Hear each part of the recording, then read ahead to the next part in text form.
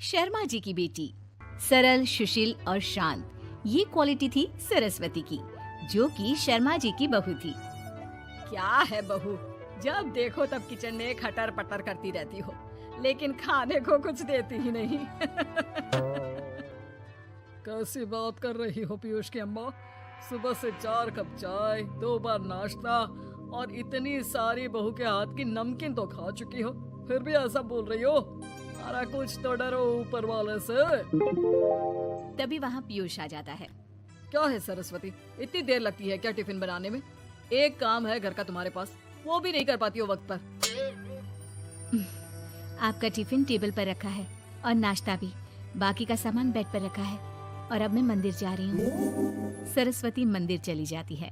उसके जाने के बाद घर में, यार माँ, कैसी गवाह लड़के से शादी करा दिया है। मंदिर, पूजा, किचन और सास ससुर के सिवा इसे कुछ दिखता ही नहीं है कि कैसे खुद को स्मार्ट बनाकर रहना होता है, कैसे लोगों से जुड़ना है, बातें करनी है, ऐश करना है। अरे पैसा बचाओ, और कुछ आता ही नहीं इस लड़की को। जो क्वालिटी तू गलत तरीके से बता रहा है ना, दरअसल एक अच्छी गृहिणी की वही सारी अच्छाई होती है बेटा।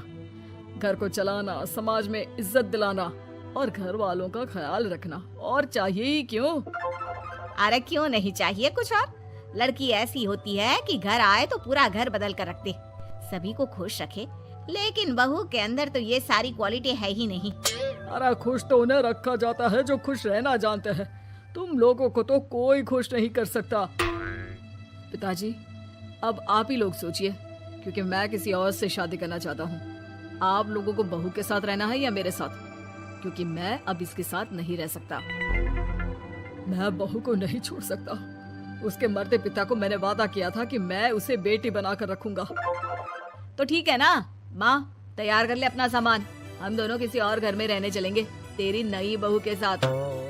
अरे हाँ बेटा, वही ठीक है, लेकिन मैं तेरे पिता के बिना भी तो नहीं रह सकती। तो मेरे बिना रह सकती हो? ठीक है, मैं अकेले ही चला जाता हूँ। बेटा वहाँ से चला जाता है, लेकिन सास का दिल नहीं लगता। बहू मंदिर से भी हो आती है और फिर, माँ, पिताजी, खाना लग गया है, खा लीजिए। हाँ, तुझे बस आता ही क्या है, खाना बनाना और खाना खिलाना। अरे सुन, मेरे सारे कपड़े पैक कर दे। क्यों माँ जी, कहीं जा रही हैं क्या? हाँ बेटे, ये अपने बेटे के साथ रहने जा रही है, लेकिन घबरा मत, तेरा पिता तेरे साथ है। बहू समझ नहीं पाती कि उसके साथ हो क्या रहा है, लेकिन फिर ससुर उसे सारी बात बता देता है। बेटा, ये नई बहू कब आ रही है? मुझसे घर का काम नहीं होता, वैसे भी तेरी पहली निकम्मी बीवी ने मुझे किसी काम का नहीं छोड़ा। माँ, वो बस आने ही वाली है, और हाँ माँ, उसके आगे ना थोड़ा स्टैंडर्ड से रहना, क्योंकि वो थोड़े बड़े घर की लड़की है, उसका एक स्वैग है, स्वैग। तभी वहाँ एक बहुत सुंदर सी लंबी सी लड़की आती है। हे पीयूष, भागकर कैब से मेरा सामान ले आओ, और हाँ प्लीज एसी ऑन करके जाना। रीमा, ये मेरी माँ है, तुम चाहती थी ना कि मेरी माँ हम लोगों के साथ रहे। हेलो आंटी जी, हम लोग ना जल्दी शादी कर लेंगे, फिर मेरी जैसी टॉप लड़की आपको अच्छी बोलेगी। एक्साइटेड होंगी ना आप? पर नो इश्यू। पीयूष, सामान ले आओ ना, एंड आंटी आप पानी ले आइए प्लीज। माँ को तो समझ में ही नहीं आता कि वो क्या करे। वो बहू के लिए पानी लेकर आती है तो उसका पैर पर्दे में फंस जाता है और वो गिर जाती है। ओहो, पूरा पानी गिरा दिया। कांच का ग्लास क्यों छूती है जब हाथ पैर नहीं चलते? कितनी मुश्किल से मैंने और पीयूष ने ये गृहस्थी बनाने की कोशिश की है। अरे पर तो क्या हो गया, गिलास ही तो टूटा है।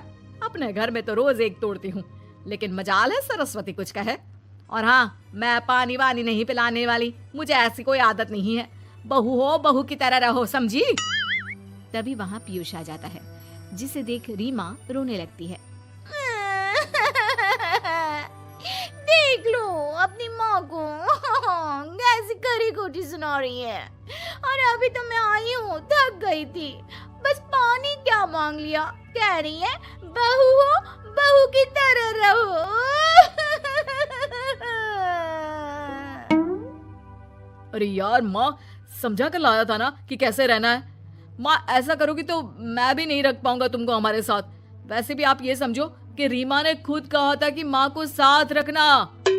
अरे हाँ हाँ बेटा, वो सिर्फ इसलिए कि मैं घर का सारा काम करूं, बैठे बैठे इस महारानी को खाना पानी दूं। वैसे भी मैं जा रही हूँ, मुझे तो इस लड़की की शक्ल भी अच्छी नहीं लग रही। मेरी सरस्वती के आगे तो ये कुछ भी नहीं है। निकलो निकलो यहाँ से। मैंने सोचा था बिना पैसे का नौकर मिल जाएगा, लेकिन नहीं। कुछ लोगों को आदत होती है फ्री की रोटी खाने की। निकलो यहाँ से। पीयूष, धक्के के मार कर निकालो इस औरत को यहाँ से। अरे ये कैसी बात बोल रही हो रीमा? ये माँ है मेरी, माँ ना थोड़ी जिद्दी है। अरे वाह बेटा वाह, अभी भी तुझे मेरी ही गलती दिख रही है ना? कोई बात नहीं। माँ वापस घर आ जाती है।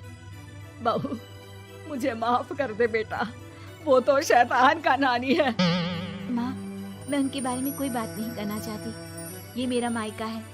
अब आप लोग मेरे माता पिता। मैं हमेशा यहीं रहकर आप लोगों की सेवा करूंगी। नहीं नहीं बेटा, हम करेंगे तेरी शादी किसी अच्छे लड़के से।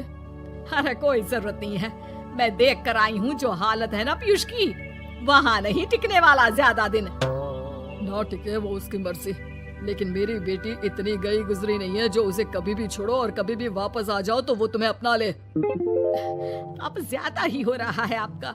माना मैंने गलत किया बहू के साथ, लेकिन वो उसका पति है। और फिर कहावत है ना, सुबह का भूला शाम को वापस आ जाए तो उसे भूला नहीं कहते। तभी वहाँ पीयूष आ जाता है। माँ, वो भूला आ गया, मुझे माफ कर दो। सरस्वती के जिस गुण को मैं सही नहीं मानता था, दरअसल जीवन को सही तरीके से जीने के लिए वही गुण होने चाहिए। मुझे माफ कर दो सरस्वती, मैं आज के बाद तुम्हें और पापा को छोड़कर कहीं नहीं जाऊंगा। और मुझे भी बेटा। बेटा जहन्नुम में भी जाए तो उसके साथ रहने को तैयार हो जाए, वही तो माँ होती है। मुझे माफ कर दो माँ।